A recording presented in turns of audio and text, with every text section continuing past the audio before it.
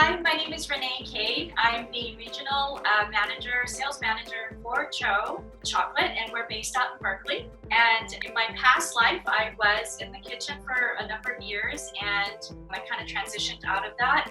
And now I get to kind of incorporate both skills, get to play with chocolate still, and talk to everybody about it. So that's really exciting for me. And today we're making a light, a very decadent dark chocolate mousse.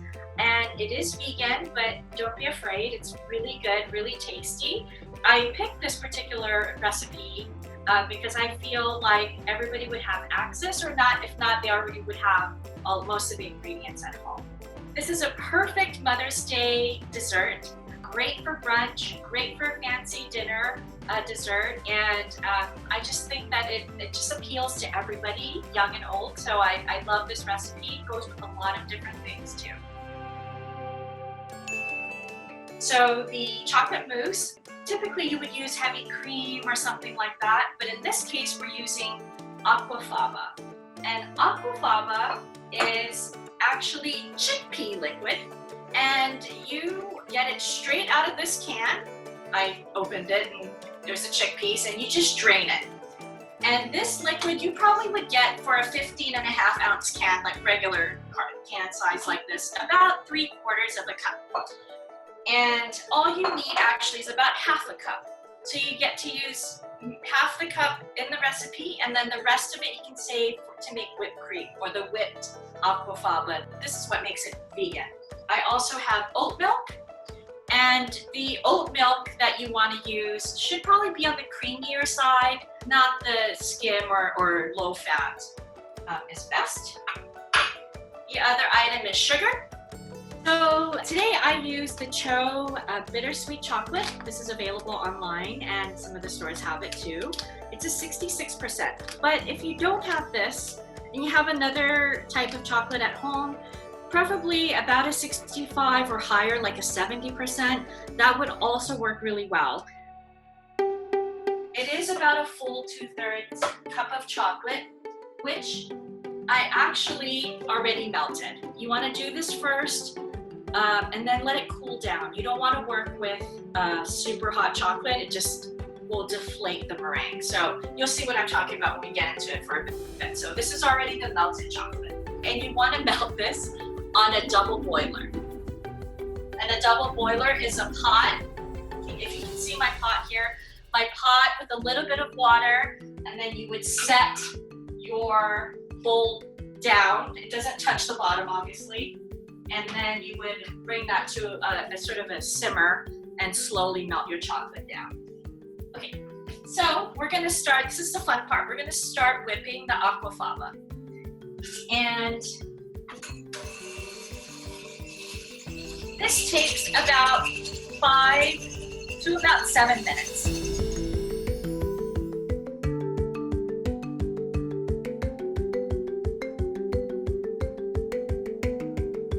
This is 2 tablespoons of sugar. So I'm going to start just sprinkling it in.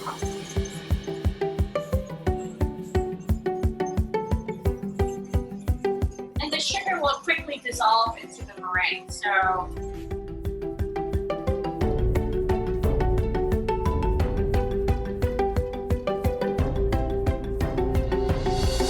I love this. This never gets old actually when I'm whipping. And unlike heavy cream too, where you can over whip it, aquafaba you cannot over whip.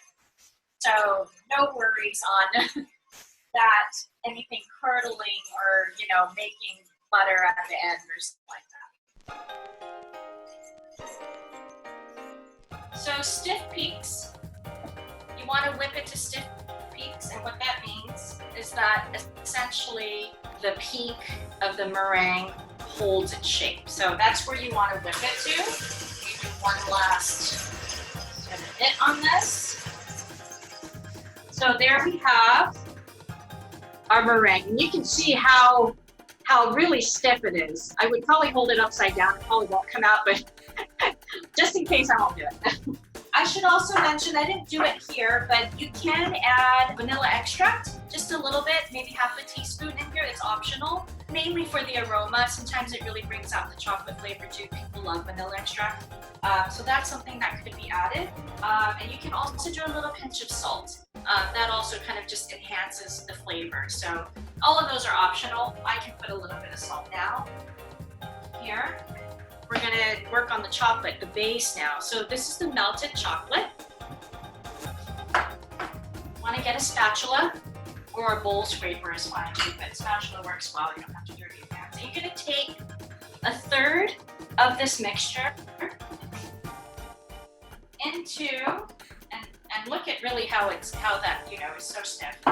So you're gonna take a third of that, and then you're gonna start folding the meringue into the melted chocolate. And this is where you don't want your chocolate too hot, or it really deflates the meringue or the air that you've started. So you're gonna fold gently, and then this is where you're gonna add your oat milk into this chocolate mixture that you started. So a third at a time. And then you're gonna kind of keep folding, but you also wanna incorporate the oat milk in here. So essentially, when you make chocolate mousse in general, whether it is vegan or not, you have a base. And this is what we're making. So I'm gonna add the other third. And you could probably use almond milk in this too. It doesn't have to be oat. I prefer oat, but I think almond would be delicious too.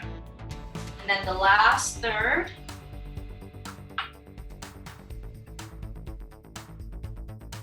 And essentially now what you're making is a ganache. This is our base. And then now we're gonna fold the rest of the meringue into the chocolate. And you want to do this, I'm doing this in thirds again.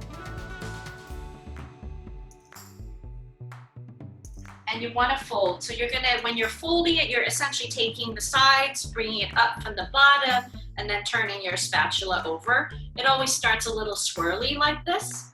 And you just have to be kind of patient with it as everything starts to incorporate, and careful not to deflate the meringue. This is where you can be really creative. You can bring all of your fun glasses out and cups that you maybe don't typically use, and actually put the mousse in there. So I have a wine glass and a ramekin, and actually I am using, this is not a technical ladle at all, or it's not a, this actually came with my Instapot, but I love it because it has a little spigot thing here.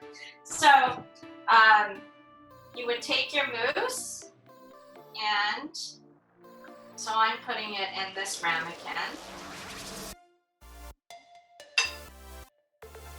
And you can see that it levels off really nicely, and you still need to set this in the refrigerator for at least 3 to, I would say 4 hours, or even overnight. And so I did one earlier in a coupe glass. So this is something I just whipped actually a little bit earlier. This does not hold overnight, so this is really something you want to do really at the when you're ready to serve. But it's really airy. This is sort of the remaining liquid that I had from the aquafaba from earlier. It's very light. You could just put a little bit of sugar in this. It's very, taste-wise, it's very similar to Cool Whip. And then what I did was I have an assortment of fruit like this, or you know, you could be really creative and use, if you have herbs in your garden or something like that, thyme, just the smell of rosemary. I put that a little bit in here just for the, you know, for some garnish, and it's kind of fun, it's different, and it's using something maybe you already have. So I have strawberries, raspberry, blueberry, a blackberry in here. I have some muscat grapes. They were delicious, so I bought those. And then these are little dry coconut strips. They're crunchy, so they add a nice texture to these. Oh, and I should say, I also, and I don't know if you're going to be able to see it, but there's cocoa nibs, and at Cho we use these in place of nuts. So if you have somebody who has a nut allergy, this is a great substitute, but it adds still that crunch and that robust kind of earthy flavor. So here it is. So I want to show you the beautiful texture that this mousse has, and I'm gonna just cut into that, and you can see the airiness of it, really still chocolatey, really delicious. This one has a little bit of nibs on it, so I'm gonna take a bite. So good. I hope you try it. I would love to hear if anybody does it. And happy Mother's Day.